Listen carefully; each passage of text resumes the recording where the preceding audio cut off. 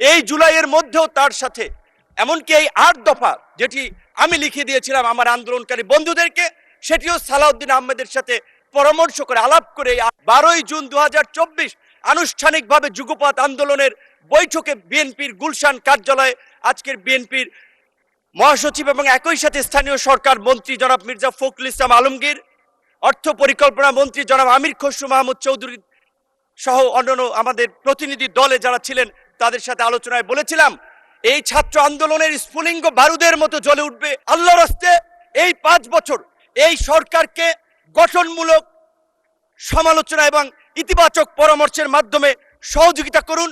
সন্তান, বাংলাদেশের জাতীয় নেতা, বাঙালির ইতিহাসের পরতে পরতে যাদের অবদান, হোসেন শহীদ সোহরাওয়ার্দী থেকে শেরেবাংলা কে ফজলুল হক, মুক্তিযুদ্ধের অন্যতম নেতা শেখ মুজিবুর রহমান, 71-এর 25শে মার্চ দিগ্ভ্রান্ত জাতিকে হ্যামিলেনের বাঁশিওয়ালার মতো উজ্জীবিত করেছিলেন, 75-এ জাতীয় সংকটে জাতির নেতৃত্বে আবির্ভূত হয়েছিলেন মহান স্বাধীনতার ঘোষক শহীদ প্রেসিডেন্ট জিয়াউর রহমান।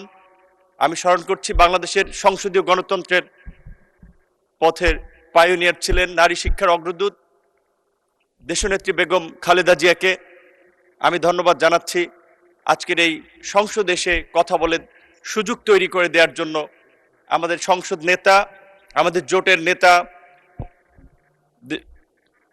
জনাব তারেক রহমানকে আমি কৃতজ্ঞতা জানাচ্ছি। গলাচিপা, দশমিনা, পটুয়াখালী 3-এর সাধারণ মানুষ যারা নানাবিধ হুমকি ধমকি প্রলোভন উপেক্ষা করেও শত প্রতিকূলতার মধ্যেও আমার সাথে থেকেছেন, আমাকে ভোট দিয়ে আজকের এই জায়গায় এনেছেন। মাননীয় স্পিকার, আমি জন্মগ্রহণ করেছি একেবারেই বঙ্গোপসাগরের কোল ঘেঁষা দক্ষিণের জেলা পটুয়াখালীর গলাচিপার বিচ্ছিন্ন চর অঞ্চল, দ্বীপ বেষ্টিত এলাকা চরবিশ্বাসে। সেই বিচ্ছিন্ন চর অঞ্চলের দ্বীপ এলাকায় ছিল না ভালো কোনো স্কুল। কিছুদিন পড়াশোনা করেছি, তারপর আবার ঢাকা এসেছি। ঢাকার গাজীপুরের কালিয়াকুর একটি মফস্বল এলাকায়, সেটাও এক প্রকার একটা উপশহর, সেখানেও স্কুলে ভর্তি হয়েছি। দেখেছি টিচার সংকট। বিজ্ঞানে পড়াশোনা করেছিলাম, কিন্তু বিজ্ঞানের পরীক্ষা নিরীক্ষা করার যন্ত্রপাতি বা প্র্যাকটিক্যাল করার খুব বেশি উপকরণ ছিল না। এই প্রতিকূলতা মাথায় নিয়েই ঢাকা বিশ্ববিদ্যালয়ে ভর্তি হই। অনেক স্বপ্ন এবং আশা নিয়ে ঢাকা বিশ্ববিদ্যালয়ে ভর্তি হয়ে যখন দেখি হলের একটি সিট পাওয়ার জন্য এক প্রকার আধুনিক দাস প্রথার মতো রাজনৈতিক দলে লেজুর ভিত্তি করতে হয়, তখনই ভেবেছিলাম এই প্রথার পরিবর্তন দরকার। তখন থেকেই নিজের মনের মধ্যে প্রতিবাদকে লালন করে এগিয়ে যাচ্ছিলাম। যখন গ্রাজুয়েশন শেষে চাকরিতে প্রবেশ করার চিন্তা করি, পরিবারের দায়িত্ব নেওয়ার কথা চিন্তা করি, তখন পড়াশোনা করতে গিয়ে দেখি মাননীয় স্পিকার কোটার বেড়াজালে মেধাবীরা বন্দী। তখন মনে হয়েছে যে এই রাষ্ট্রের রন্ধ্রে রন্ধ্রে অনিয়ম, অন্যায়, অন্যায্য, এটার পরিবর্তন করা দরকার। এভাবে এই আধুনিক সময় একটি রাষ্ট্র চলতে পারে না। সারা দেশের ছাত্র তরুণদেরকে সংগঠিত করে 2018 সালে 17ই মার্চ আনুষ্ঠানিকভাবে কোটা সংস্কার আন্দোলন শুরু করেছিলাম।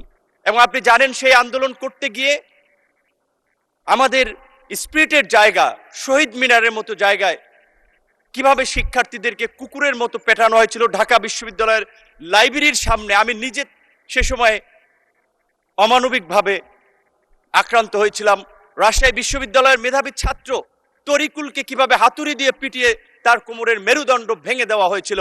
মাননীয় স্পিকার, এই কোটা সংস্কার আন্দোলন চলার মধ্যেই যখন দুজন স্কুলগামী শিক্ষার্থীর মৃত্যুকে কেন্দ্র করে নিরাপদ সড়ক আন্দোলন গড়ে উঠে, কোমলমতি শিক্ষার্থীদের উপরে কিভাবে হাতুড়ি হেলমেট বাহিনীর তাণ্ডব চলেছিল আপনারা দেখেছেন। মাননীয় স্পিকার, আজকে জুলাইয়ের কথা বলা হচ্ছে, মুক্তিযুদ্ধের আওয়ামী বয়ানের মতো জুলাইকেও কতিপয় স্বার্থান্বেষী গোষ্ঠী কক্ষিগত করে ফায়দা নিতে চাচ্ছে। অন্তর্বর্তীকালীন সরকারের সময় নিয়েছে, আমরা তাদেরকে স্মরণ করে দিতে চাই, কোন কিংস পার্টি গঠনের জন্য এদেশের ছাত্র জনতা রাজপথে নেমে আসে নাই, জীবন দেয় নাই।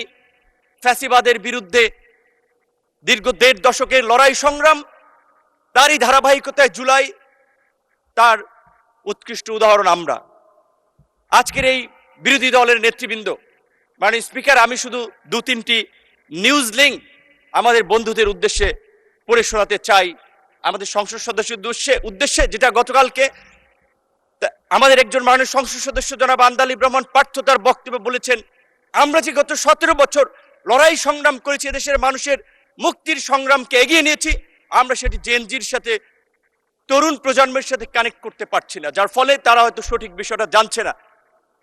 2020 সালে দীর্ঘ 28 বছর পর অনুষ্ঠিত ঢাকা বিশ্ববিদ্যালয়ের ডাকসু নির্বাচনের ভিপি নির্বাচিত হয়ে ওই ডাকসুর কক্ষে বসেই সাক্ষাৎকার বলেছিলাম, সরকারের পতন ছাড়া দেশের মানুষের মুক্তি নেই।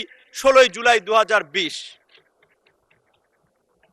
মাননীয় স্পিকার, জুলাইয়ের 26 জুলাই 2024 বাংলা ট্রিবিউনের একটি নিউজ, সেখানে লেখা আছে আন্দোলনকারীদের দাবি দেওয়া লিখে দিয়েছিলেন নূর। একই দিনের দৈনিক কালবেলার একটি নিউজ, আজকের আমাদের সংসদ বিরোধী দল চিফ হুইপের ছবি, মাঝখানে আমার ছবি, তার বাম পাশে সার্জিস আলমের ছবি দিয়ে বলা হয়েছে দুই সমন্বয়কে নিয়ে সরকার পতনের আলোচনা, নূরের সরকার পতনের আলোচনা। Bangla BD news 24.com 26 July সেতু ভবনের নাশকতা, নূর কারাগারে রিমান্ডে নির্যাতনের অভিযোগ, আন্দোলনকারীদের 8 দফা কর্মসূচি নুরুল হক নূর লিখে দিয়েছিলেন বলে তথ্য রয়েছে ডিবি তদন্ত কর্মকর্তা। 2 আগস্ট 2024 আদালত প্রাঙ্গণে নূর সরকার পতনের 10% ধাক্কা দরকার, প্রশাসনের আন্দোলন ঢুকে গিয়েছে। শুধু এই কথাগুলো তাদেরকে এই কারণে স্মরণ করিয়ে দিয়েছি, আমরা যে লড়াইটা করেছি, আমরা যে সংগ্রামটা করেছি, এই সংগ্রামের পেছনে কত মানুষের অবদান, কত মানুষের ত্যাগ, সেটি আমাদের তরুণ বন্ধুরা হয়তো জানে না। তারা হয়তো মনে করেছে ফুটবলের 90 মিনিটের খেলায় হয়তো চান্সে কেউ 5 মিনিটে গোল দিয়ে দিয়েছে, তারা ভেবেছে আমরাই সেরা খেলোয়াড়, কিন্তু তারা খেলোয়াড় নয়। মাননীয় স্পিকার, এই জুলাইয়ের 12 জুন 2024 আনুষ্ঠানিকভাবে যুগপৎ আন্দোলনের বৈঠকে বিএনপির গুলশান কার্যালয়ে আজকের বিএনপির মহাসচিব এবং একই সাথে স্থানীয় সরকার মন্ত্রী জনাব মির্জা ফখরুল ইসলাম আলমগীর, অর্থ পরিকল্পনা মন্ত্রী জনাব আমির খসরু মাহমুদ চৌধুরী সহ অন্যান্য আমাদের প্রতিনিধি দলে যারা ছিলেন, তাদের সাথে আলোচনায় বলেছিলাম এই ছাত্র আন্দোলনের স্ফুলিঙ্গ বারুদের মতো জ্বলে উঠবে, এই ছাত্রদের পাশে থাকতে হবে, আপনারা ছাত্র দলকে সেইভাবে নির্দেশনা দিন। তারা সবসময় আমাদেরকে বলেছে তোমরা যখন যেভাবে সহযোগিতা চাও ছাত্রদল প্রস্তুত থাকবে। ভারতের শিলং অবস্থিত সালাউদ্দিন আহমেদ, আমি তাকে রেসপেক্ট করি, তার সাথে যে কয়েকবার কথা বলেছি, অত্যন্ত বিজ্ঞ লার্নেড মানুষ মনে হয়েছে। রাতে প্রায় তার সাথে কথা হতো 10 মিনিট 20 মিনিটের মতো তিনি দেশ, জাতি, তরুণ প্রজন্মের দায়িত্ব নিয়ে কথা বলতেন। ঢাকা বিশ্ববিদ্যালয়, একই বিশ্ববিদ্যালয়, আপনিও একই হলের, সেও সিনিয়র, সেই সুবাদে তার কাছ থেকে পরামর্শ নিতাম। এই জুলাইয়ের মধ্যেও তার সাথে এমনকি এই 8 দফা যেটি আমি লিখে দিয়েছিলাম আমার আন্দোলনকারী বন্ধুদেরকে, সেটিও সালাউদ্দিন আহমেদের সাথে পরামর্শ করে আলাপ করে। মাননীয় সদস্য, আসলে সময় তো শেষ হয়ে গেছে, তারপরে আপনি কোঠা আন্দোলনের অন্যতম পথিকৃত ডাকসুর সাবেক ভিপি, সবকিছু বিবেচনায় নিয়ে আপনাকে আর 3 মিনিট সময় দেয়া হলো। দয়া করে 3 মিনিটের মধ্যে আপনার বক্তব্য শেষ করবেন। ধন্যবাদ আপনাকে। মাননীয় স্পিকার, যদি একটু বাড়িয়ে দেন, এটা হচ্ছে আমার প্রথম একটা বক্তব্য এবং ঐতিহাসিক এই সংসদে এই সময়ে কিছু কথা বলা দরকার, যেই অব্যক্ত কথা অনেকেই জানে না। ঠিক আছে 5 মিনিট, সর্বমোট 5 মিনিট দেয়া হলো। 5 মিনিট।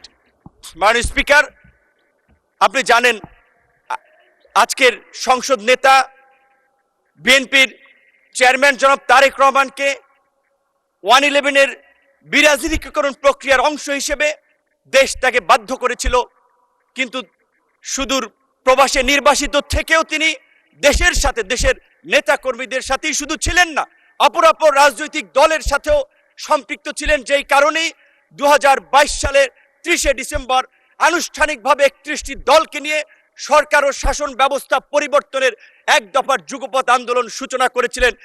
এবং আজকের আমাদের বন্ধুরা যে সংস্কারের কথা বলছে, সেই সংস্কার আমরা 2022 সালে 31 দফা রাষ্ট্র সংস্কারের সেই রূপরেখা দিয়েই আমরা আন্দোলন করেছিলাম।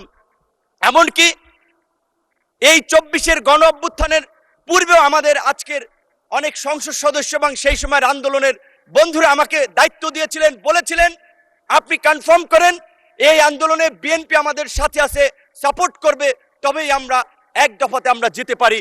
তারই ধারাবাহিকতায় আমি যেদিন গ্রেপ্তার হই 19 জুলাই দিবাগত রাত 20 তারিখে পড়ে গেছে, সেদিন আজকের আমার ডান পাশে বসা মাননীয় তথ্যমন্ত্রী জহিরুদ্দিন স্বপন তার মোবাইল ফোনে আমির খসরু মাহমুদ চৌধুরী, বিএনপির প্রেস উইং এর কর্মকর্তা সাইরুল কবিরের মাধ্যমে বিএনপির মহাসচিব আজকের এলজিআরডি মন্ত্রী, তাদের সাথে কথা বলি।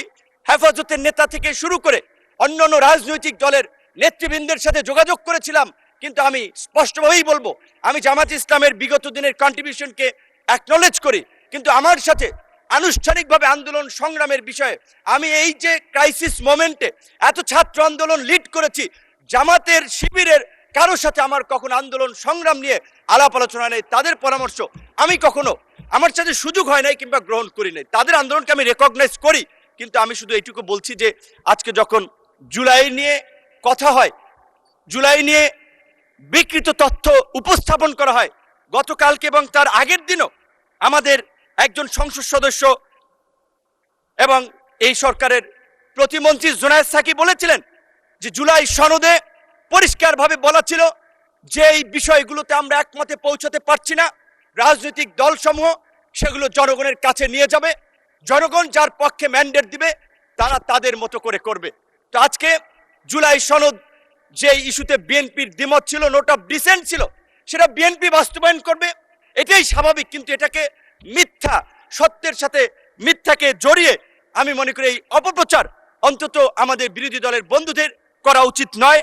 এই সম্পর্কে আমি, তারা যেহেতু কোরআন হাদিসের রেফারেন্স মাঝে মাঝে দিয়ে থাকেন, তাই আমি একটি আয়াত দিয়ে আমি তাদেরকে বলতে চাই, যেটি সূরা বাকারাতে বলা হয়েছে, অলা তালবিসুল হক বিল বাতিলি অতাকমুতুল হককে ওয়া আনতুম তাআলামুন, অর্থাৎ তোমরা সত্যের সাথে মিথ্যার মিশ্রণ করিও না, জেনে শুনে সত্য গোপন করিও না। সুতরাং আমার বন্ধুদেরকে আমি বলবো, আজকে বিএনপি এবং তার জোট সঙ্গীদেরকে যেভাবে সংস্কার বিরোধী হিসেবে উপস্থাপন করা হচ্ছে, সেটি মোটেই একটি সুস্থ ধারার রাজনীতির লক্ষণ নয়।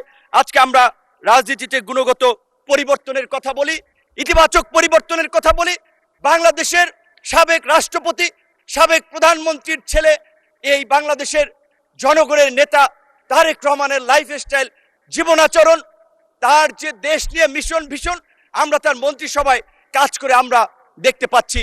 তাই আমি আমার বিরোধী দলের বন্ধুদেরকে বলবো, আপনারা তর্কের খাতিরে তর্ক, বিরোধিতার খাতিরে বিরোধিতা না করে আল্লাহর রাস্তে এই 5 বছর এই সরকারকে গঠনমূলক সমালোচনা এবং ইতিবাচক পরামর্শের মাধ্যমে সহযোগিতা করুন। ইনশাআল্লাহ আমরা তারেক রহমানের নেতৃত্বে আগামী 5 বছর এই দেশকে একটি অনন্য উচ্চতায় এগিয়ে নিয়ে যাব। আমি শুধুমাত্র আমার কথাটা শেষ করতে চাই রবার্ট ফ্রস্টের কবিতার 2-3টি লাইন দিয়ে, the woods are lovely, dark and deep, but I have promised to keep, and miles to go before I sleep, and miles to go before I sleep. ধন্যবাদ সকলকে।